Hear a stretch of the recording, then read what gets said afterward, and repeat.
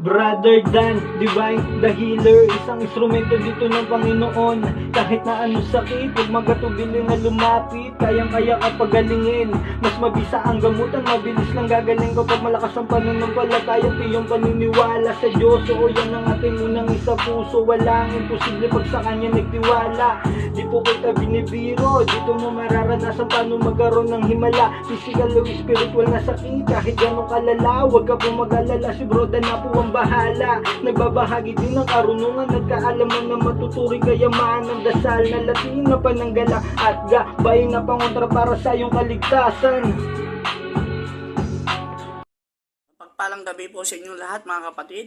Narito po muli ang inyong likod, Brother Dan, upang magbahagi sa inyo ng munting kaalaman patungkol sa orasyong pantawag at pagdiling sa apat na elemento sa mundo: apoy, tubig, hangin at lupa. Narito pang orasyon.